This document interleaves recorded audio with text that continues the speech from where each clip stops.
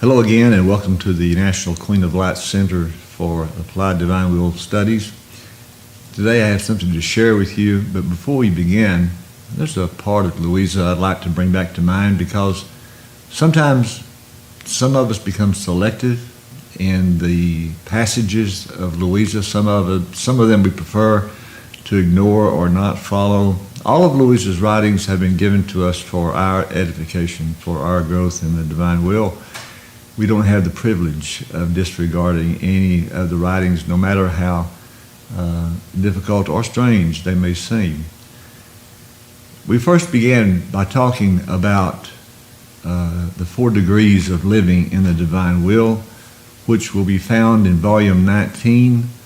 The date is July the 26th, 1926, and it has become sort of the pivotal writing of Louisa's for us and for our understanding of the divine will, because it does let us know that there are stages of purging, of purification that God wants to do within us to help us arrive at what is called the 4th degree, the fullness of living in the divine will. If you'll read in some of the volumes, Jesus sometimes talks about living in the divine will. Other times he speaks about living in the fullness of the divine will, which is something different. Living in the fullness of the divine will means living in the 4th degree. Living in the 4th degree means that you go into a state that's irreversible. There's this actual change, transformation that goes on within you that is so permanently fixed, you cannot come out of it. You will not come out of it. And it requires dedication, and this is why so many people perhaps are fearful of contemplating this discussion of the 4 degrees, because it does entail a life-changing commitment to God. In the first 3 stages of living in the divine will, God is there to assist us, to help us. Our acts are divine acts because they are done with us together with Jesus. But we reach a point to where we come into the 4th degree of the divine will, and in that instant we are actually changed. And the change is so strong, I call it a change of transubstantiation, because as the host cannot be unconsecrated back into bread, so the soul cannot return from living in the 4th degree back into the lesser degrees. It's a permanent change. It's an awakening that comes to the soul that is profound. I've had 5 or 6 different people come from our own groups who have explained they're going into the 4th degree as a supernatural experience. And I can see why that is, because I sort of had undergone that myself. And I can see the change that came into my life from moving into the 4th degree, which required some time. Sometimes it can be done briefly. Sometimes it can be done with some real dedication. Perhaps for others it may take a lifetime. Perhaps even for some, they will never go into the 4th degree because their will is too strong. What else can I say? Jesus speaks so often about the power, the strength of the divine will, and it tyrannizes us so much that sometimes we don't want what the divine will has to offer, because it just means we have to leave ourselves behind. But leaving ourselves behind is what living the divine will is. Moving away from our ego, from ourself, moving away from our attachments that are inordinate in nature. These are things that we want to achieve so that we can enter into the 4th degree. God gives us the grace to do that. To do this, we need the grace of collaboration to make ourselves available to allow this to happen. So I want to remind you, don't discount, please don't dismiss the idea of living in the 4th degree, because it is a point that you must reach. You actually must reach this point of change in you, that your life is lived in a totally different manner. After 30 years of studying Louisa, trying to live the divine will, only recently did something come to me that made me understand what happens when you move into the fourth degree, what the difference is, what it means to live in the fourth degree. And God gave me these words in describing himself to me. He said, I am the eternal now. And that sort of has been my mantra that I've lived by here the last several months when God said, I am the eternal now. What a wonderful description serving me in this time in my life, because it defines God who he is in the I am, and then lets us know that he is the eternal present, the eternal now. That time in itself is an illusion. There is no past, there is no present. All we have is the present moment. All we have is the now, the right now. This is the only reality that there is. There can be no other reality. And if we're living in the past or in the future, then we're going to find ourselves living with anxiety and fear and unhappiness and self-discouragement. All the things that we feel in most lives are because they are people who have not been awakened in this fourth degree. They've not come to life in the fourth degree. They've not allowed themselves to become transubstantiated into something greater than themselves. Living in the moment now, in the present moment, which is now, living in this moment provides the balance that we need to stay away from something that has plagued us since Adam's fall, and that has been the tree of the knowledge of good and evil. Something we were never supposed to know. That's a godly prerogative. But because we were able to come into this state called discernment, we spend our entire lives judging, making judgments on things. What's good, what's better, what's best, what's worse, what's evil. What is this act? What is this state that I'm in? We have spent our entire lives, again, under the tyranny of discerning one from the other.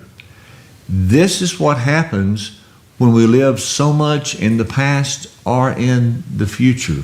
We're constantly trying to judge the things that's going to happen in the future by things that happened in the past, and neither one of those realities are real. They're both only illusions of being that give us a reference point so that we can understand where we are, but the only place we find ourselves is now. So in times past we've said, whenever you live in the fourth degree, that everything is good because everything comes from God. And we said it becomes that way because we stop placing a judgment on what might be occurring to us at any given moment. We don't say, is that good? Is that bad? Can I do this better? Everything that comes from God's hands are the best things that we could ever have. The best thing that God could give me, I have at this moment because I receive it from God's hands. How do I do that? Because I say yes to now. I say fiat to this moment. In all the volumes, and I cannot tell you how many times I've read these volumes, I could not figure out what the word fiat meant. The word fiat means yes, but it's not yes to your long-term plan. It's yes, fiat, to now, and now, and again, and again, and now. It's saying yes to God in every moment of our life. This is what living in the kingdom of the divine will means. We don't judge. And once we move into this state, once we move into living in God's presence, knowing that we are receiving the best goods, the best benefits that he has to offer to us, then we lose the things that nag us in our lives. And each one of us have been raised and culturally conditioned to live close to fear and uncertainty and anxiety, insecurity, these things that do not bring us peace of mind, heart, and soul, and we reach out occasionally. We make a prayer to God asking that He would help us to change, help us to persevere. We go into this sort of wanting to make a deal with God. You do this and I'll do this. And it never works. It just never works.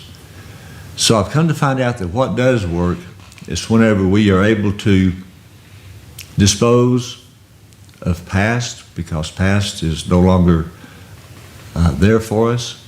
Future has not come yet. We think that we may determine our future, but we don't. Future comes to us as preordained by God. We have the free will to accept it as it comes from the hands of God, or to reject it as coming from God, and to claim it as our own and place our own values on these moments. And this again is where we begin to become troubled and worrisome. Why do we like living with these things? I never understood. I don't think we enjoy it. I think we've just become accustomed to saying, thy kingdom come. It's so easy if we can just keep it in the future. Not saying your kingdom is here, but thy kingdom come. In other words, we have the hope that God will free us from the annoyances of life, and it's never going to happen. All we can do is pray that God will give us the fullness of life now, because He intended us to have the eternal moment, which is now. Because when we say yes, when we say fiat to this moment, then we enter into possession of all of God and all of God's creation. We're there one with Him. This is the big difference. If we say we're going to be with God whenever we get to this certain point, then we're never going to get there. All we need to do is claim the moment as coming from God, put our fiat on it, the supreme eternal fiat that is the kingdom of God. Place that fiat on this special moment. Be it peace and joy. Take away all your happinesses. Take away your temptations. Take away your evils and your memories of evil, and live in the present moment. I have undergone this, and I know others that have also. It works because it's from God. We've seen it in other disciplines. There are other movements in the world, both in and outside the church, that are seeking to bring God's people and the people of the world into the kingdom of God. But we know that it's through Holy Mother Church, the Catholic Church, that God intends to reveal the presence of His kingdom. And this is what He's preparing us to do. So today, I want to share with you some writings from one of the writers of self-enlightenment that you've probably heard of. His name is Eckhart Tolle. Eckhart Tolle has spent a life of living, experiencing this process and teaching others how to live in it. And I'm using him today, sort of stepping away from the writings for a moment, because he uses a different language, but he really enforces the concepts of living in the divine will stronger than anyone that I've found. And so today I want to spend some time sharing these with you and reading and making some commentary on Eckhart's book, which is called The Power of Now. It's certainly a bestseller. It's been around for quite a while. I've had it on my shelf several times and given it away. And so I recently came back into possession of it. And he has a website and an entire series of talks and books given on living in the now, the power of now, the moment of now, which is the moment of God. And I want to share those with you because he makes it so clear. He makes us understand how culturally we have been controlled almost to the point of living not with God, but sort of at odds with God. Always wanting to make a deal with Him. Always saying that if you will do this, then we will do something in return. And this is not the way for us to live our lives. Our lives are meant to be lived as God himself. And we understand that means for as much as is possible for a human creature, as he says in the volumes, we're not claiming to become God, but he wants us to become gods in our natures equal to our human nature, so that we can be in imitation of Christ, who carried both the nature of man and the nature of God. Recently, someone was sort of scandalized because I said that the divine will is the future of the church and the future of the world. And I recently told that to my archbishop in Trani, and he agreed with me. This is why we're seeing that the process of canonization for Louisa is really going ahead at such wonderful speed, because the church understands that Louisa is something different, and they understand it is powerfully important.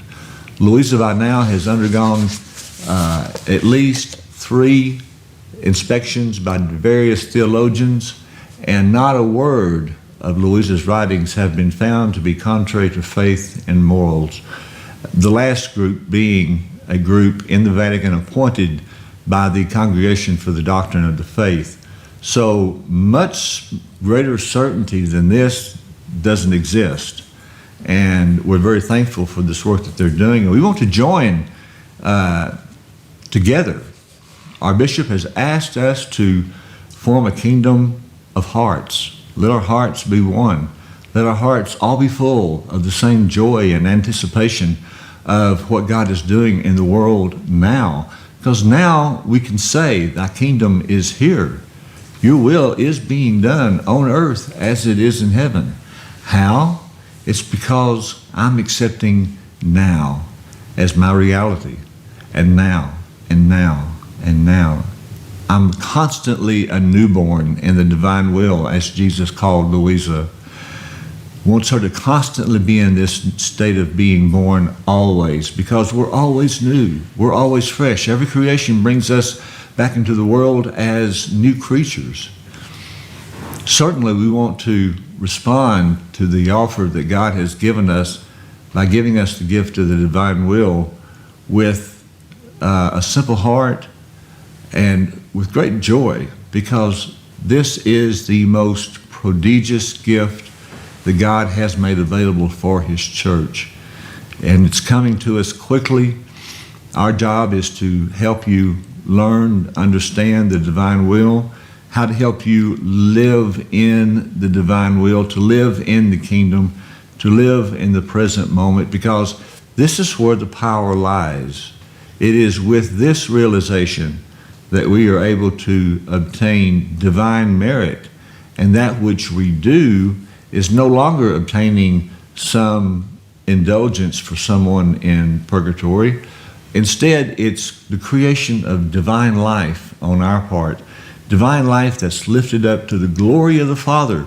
And when all human acts have been redeemed, when all human acts have been relived, redone in the divine will and done in the divine order, then God's kingdom will come. And he says the number of acts established for the kingdom to come has been set. He knows the number. He's waiting on us. He tells us, he told Louisa, I've placed before you how it works. Now I'm waiting on you. It's up to you to determine when this kingdom comes.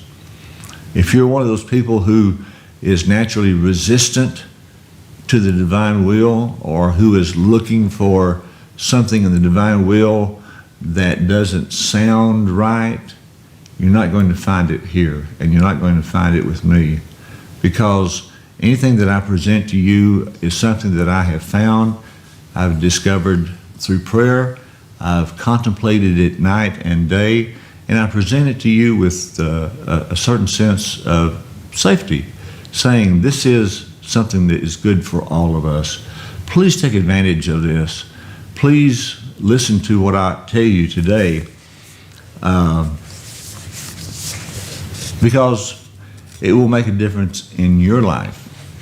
If you're trying to live in the divine will, then today is the day for you to read that passage from volume 19 and to decide for yourself if you want to live in the fourth degree of the divine will.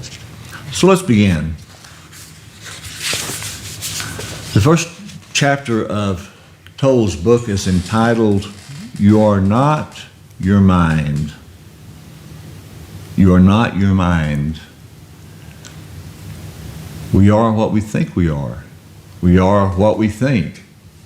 Our lives are composed of our thoughts. This is not true. This is at the heart of the problem.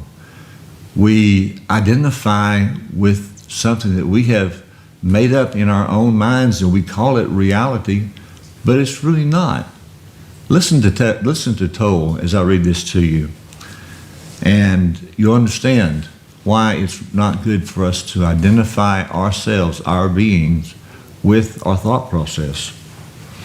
He calls it the greatest obstacle to enlightenment, or to the fourth degree. A beggar had been sitting by the side of a road for over 30 years. One day a stranger walked by. "Spare some change," mumbled the beggar, mechanically holding out his old baseball cap. "I have nothing to give you," said the stranger. Then he asked, "What are you sitting on?" "Nothing," replied the beggar, "just an old box." "I have been sitting on it for as long as I can remember." "Ever looked inside?" asked the stranger. "No," said the beggar. "What's the point? There's nothing in there." "Have a look inside," insisted the stranger. The beggar managed to pry open the lid, and with astonishment, disbelief, and elation, he saw that the box was filled with gold. Toll says, "I am that stranger who has nothing to give you and who is telling you to look inside. Not inside any box as in the parable, but somewhere even closer, inside yourself." "But I am not a beggar," I can hear you say. Those who have not found their true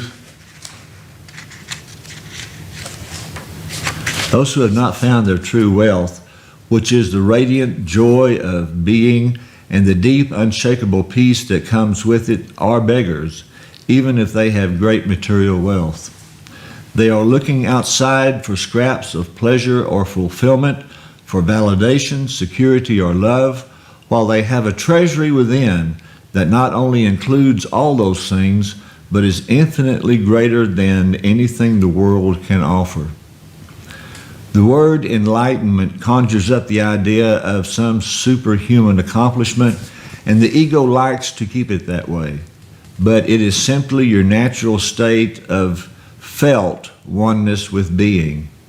It is a state of connectedness with something immeasurable and indestructible, something that almost paradoxically is essentially you and yet is much greater than you.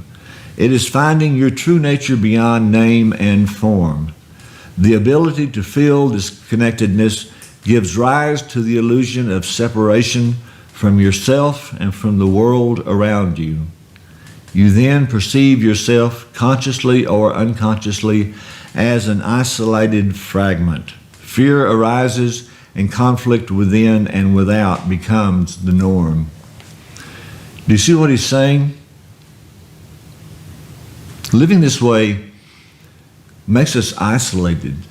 We don't feel community and harmony with others because we are tied up to our own thoughts, to our own perception of ourselves, either who we would like to be or who we are expected to be, but not who we really are. Being is the eternal, ever-present one life beyond the myriad forms of life that are subject to birth and death. However, being is not only beyond, but also deep within every form as its innermost, invisible, and indestructible essence. This means that it is accessible to you now as your own deepest self, your true nature. But don't seek to grasp it with your mind. Don't try to understand it, but don't seek to grasp it with your mind. Don't try to understand it. You can know it only when the mind is still. When you are present, when your attention is fully and intensely in the now, being can be felt, but it can never be understood mentally. To regain awareness of being and to abide in that state of feeling realization is enlightenment.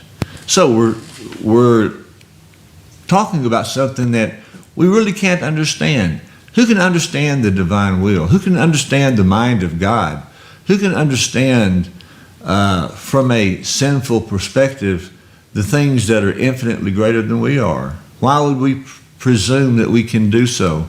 We only have some indications of who we are and how we should live, and we follow those in trust and in faith because God has revealed them to us, especially in the 36 volumes of the Book of Heaven.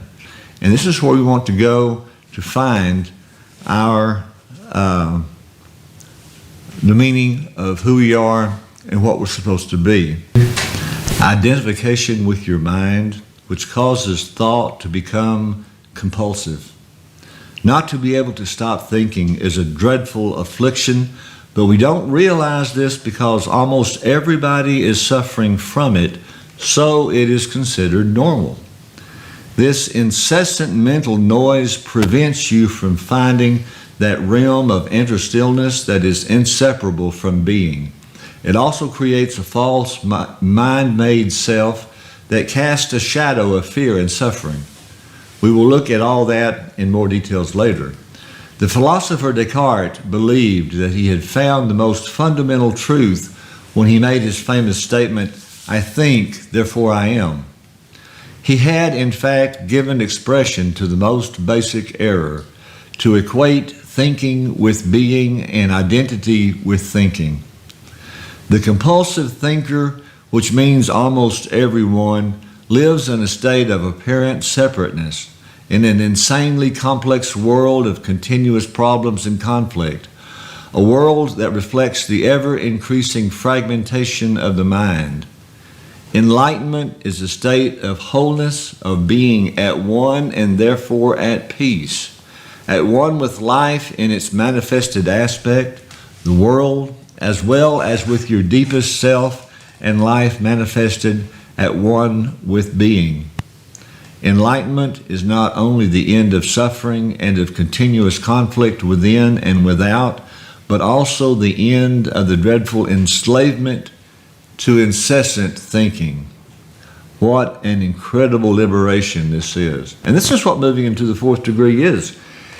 We are compulsive. We are addicted to thinking. We think that we have to do it. We think this is what this interior dialogue that we carry on is normal, but it's not. It's something that we have created, and then we have become slaves to it. From the time we awake till the time we go to bed, we have thoughts running through our head. And it's because we want to. It's because we make it that way. It's not required. We don't have to be able to think to verify that we exist. When we're in the stillness of God, then we can know. And this is why the fourth degree is so important, because it's at this time that you see that only when you come to this state of total surrender do you become one with God, do you enter into the ever-presence of the kingdom, where God's will is done on earth as it is in heaven. Identification with your mind creates an opaque screen of concepts, labels, images, words, judgments, and definitions that block all true relationships. It comes between you and yourself, between you and your fellow man and woman, between you and nature, between you and God. It is this screen of thought that creates the illusion of separateness. The illusion that there is you and a totally separate other. You then forget the essential fact that underneath the level of physical appearances and separate forms, you are one with all that is. By forget, I mean that you can no longer feel this oneness as self-evident reality. You may believe it to be true, but you no longer know it to be true. A belief may be comforting. Only through your own experience, however, does it become liberating. Thinking has become a disease. Disease happens when things get out of balance. For example, there is nothing wrong with cells dividing and multiplying in the body, but when this process continues in disregard of the total organism, cells proliferate and we have disease. The mind is a superb instrument if used rightly. Used wrongly, however, it becomes very destructive. To put it more accurately, it is not so much that you use your mind wrongly, you usually don't use it at all. It uses you. This is the disease. You believe that you are your mind. This is the delusion. The instrument has taken you over. It is true that I do a lot of aimless thinking, like most people, but I can still choose to use my mind to get and accomplish things, and I do that all the time. That's her statement, and our author replies, just because you can solve a crossword puzzle or build an atom bomb doesn't mean that you use your mind. Just as dogs love to chew bones, the mind loves to get its teeth into problems. That's why it does crossword puzzles and builds atom bombs. You have no interest in either. Let me ask you this, can you be free of your mind whenever you want to? Have you found the off button? You mean stop thinking altogether? No, I can't, except maybe for a moment or two. And Toll replies, then the mind is using you. You are unconsciously identified with it, so you don't even know that you are its slave.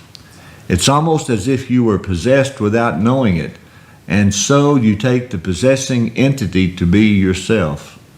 The beginning of freedom is the realization that you are not the possessing entity, the thinker. Knowing this enables you to observe the entity.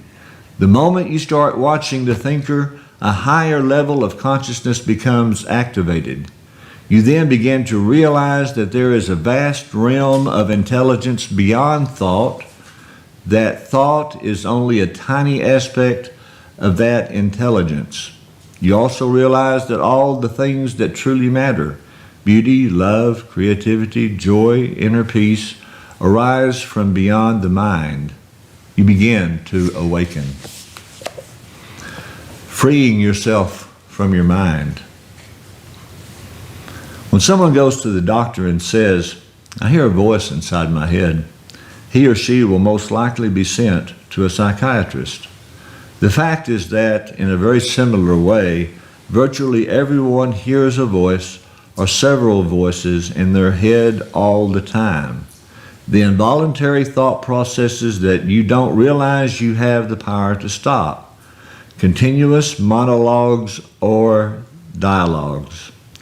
You have probably come across mad people in the street incessantly talking or muttering to themselves.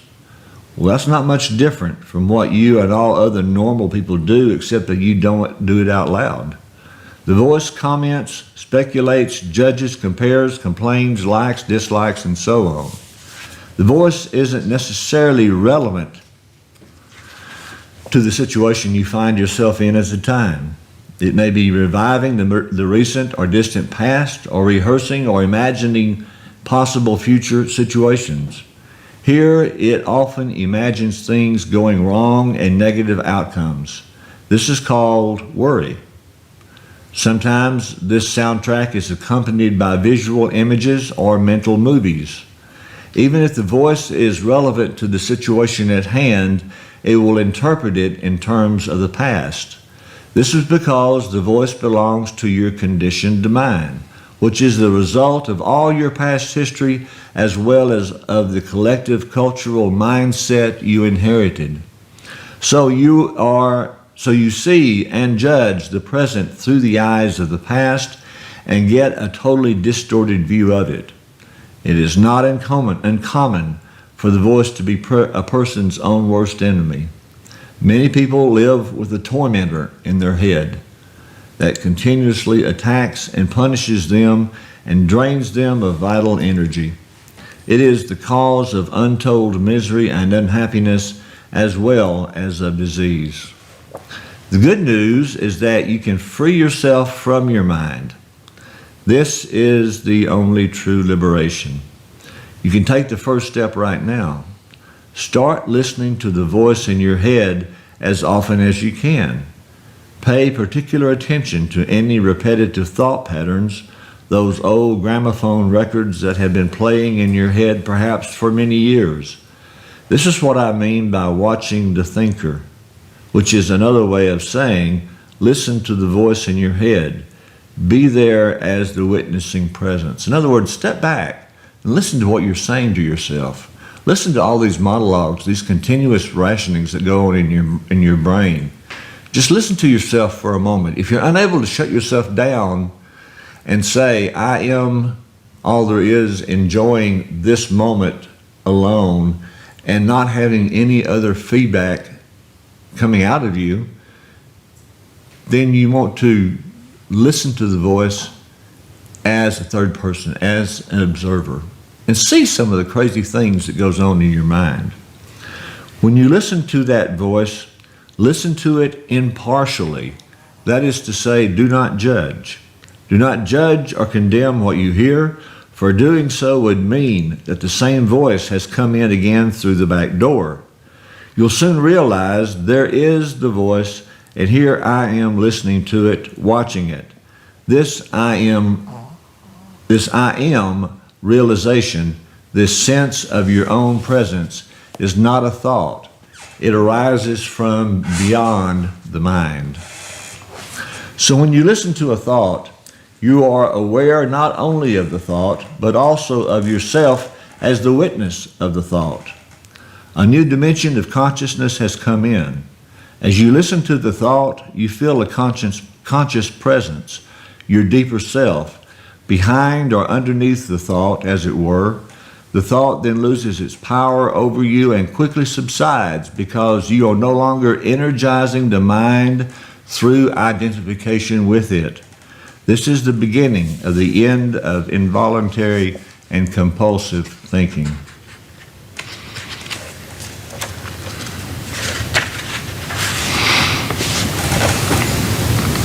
This is not a trance-like state, not at all. There is no loss of consciousness here. The opposite is the case.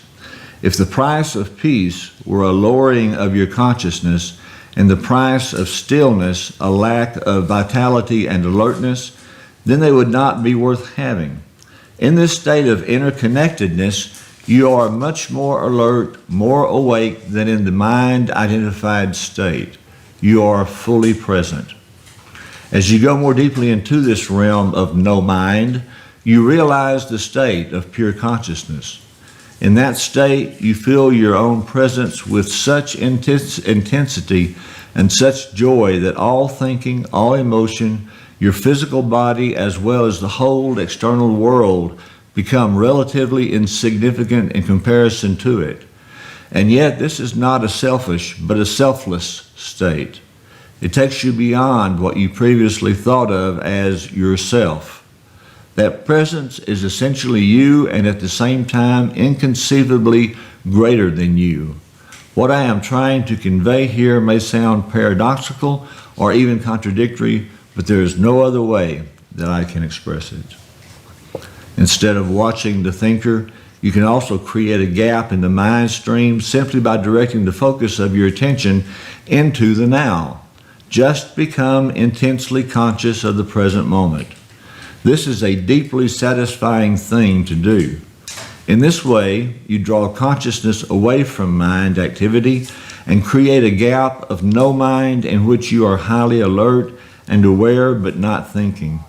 This is the essence of meditation. In your everyday life, you can practice this by taking any routine activity that normally is only a means to an end and giving it your fullest attention so that it becomes an end in itself. For example, every time you walk up and down the stairs in your house or place of work, pay close attention to every step, every movement, even your breathing. Be totally present. Or when you wash your hands, pay attention to all the sense perceptions associated with the activity. the sound and feel of the water, the movement of your hands, the scent of the soap, and so on. Or when you get into your car, after you close the door, pause for a few seconds and observe the flow of your breath. Become aware of a silent but powerful sense of presence. There is one certain criterion by which you can measure your success in this practice, the degree of peace that you feel within.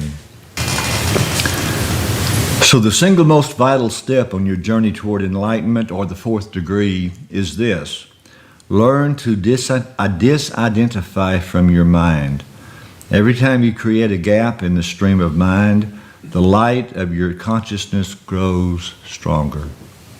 One day you may catch yourself smiling at the voice in your head as you would smile at the antics of a child. This means that you are no longer take the content of your mind all that seriously, as your sense of self does not depend upon it. Enlightenment, or the fourth degree, rising above thought.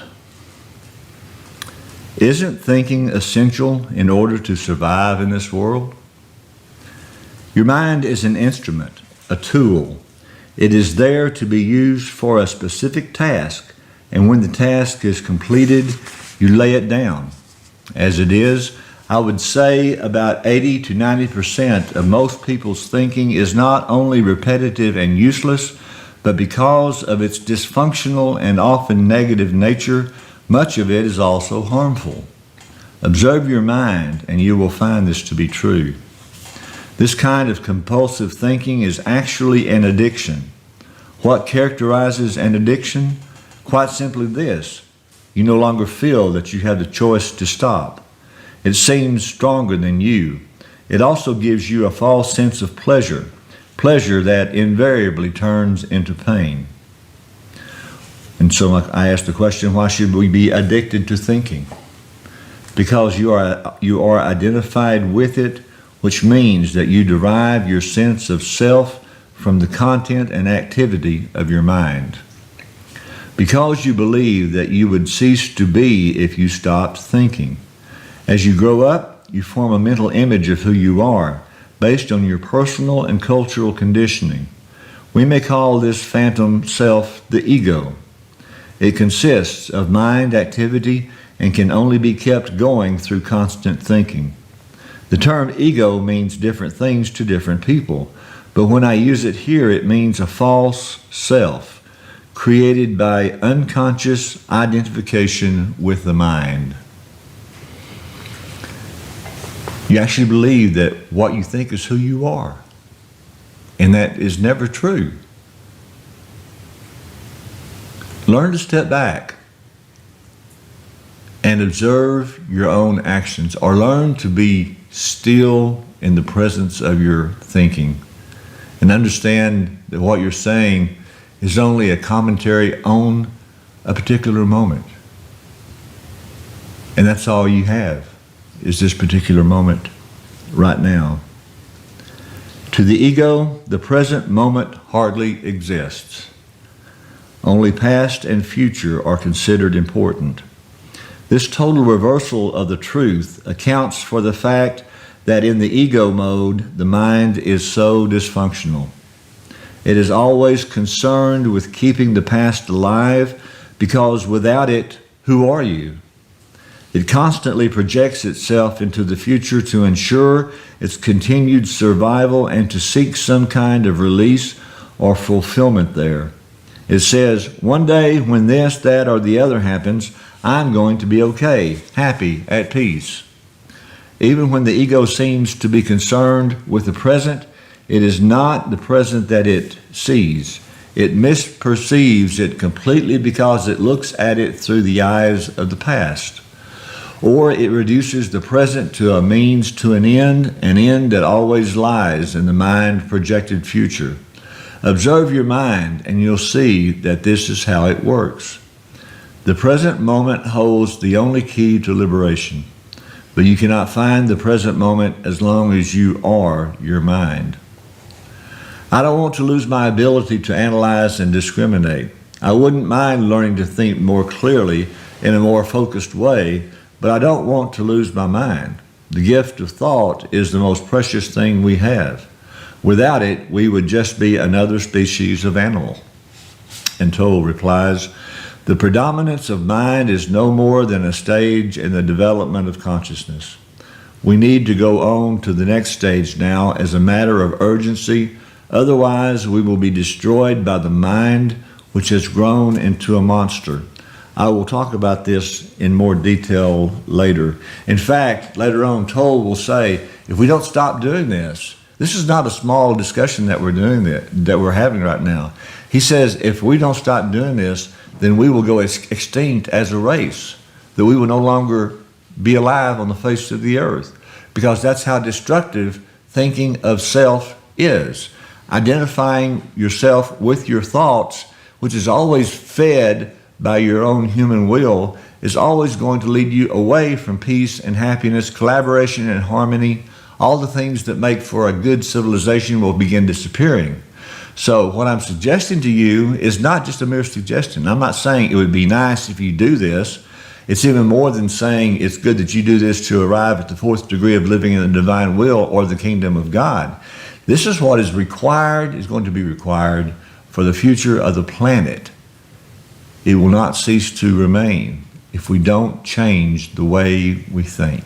If we don't learn to live in the now, if we're all so concerned about the future and the anxiety that comes with it, then we will eventually destroy ourselves. That's how important this conversation is.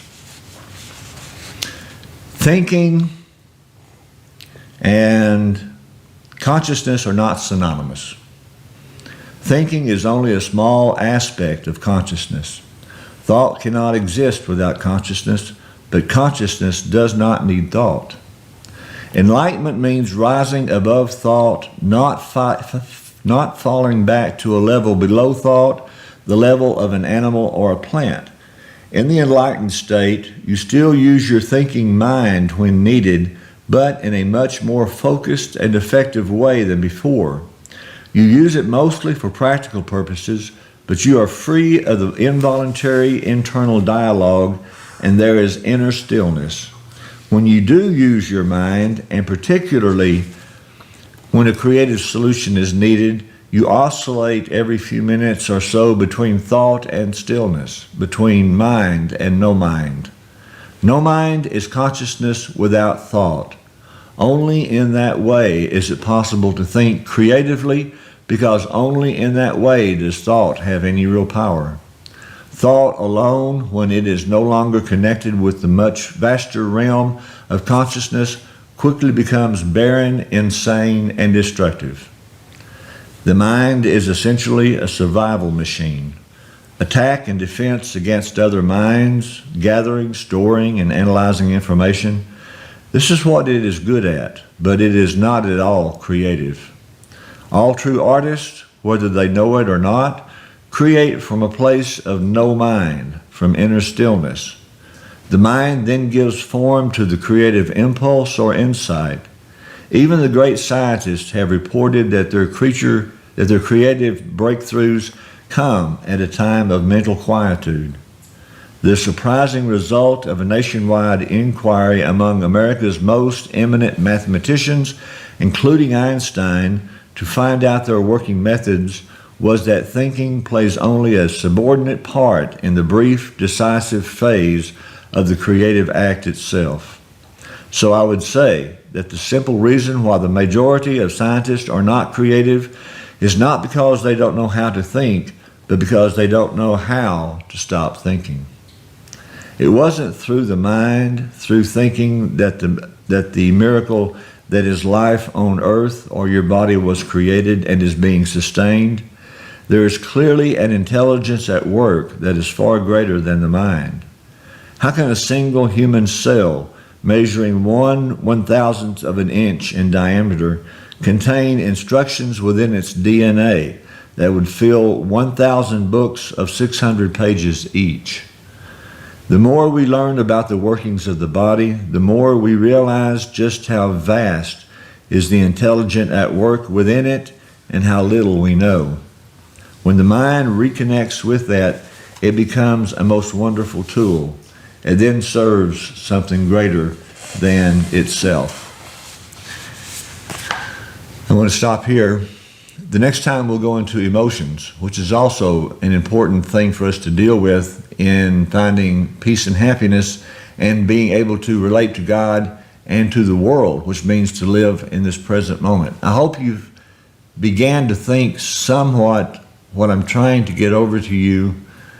It's perhaps in a little psychological language, but it's good stuff because it teaches us that the world is being taught through people like Eckhart Tolle that peace and happiness is to be found through the stillness of mind down into the present moment.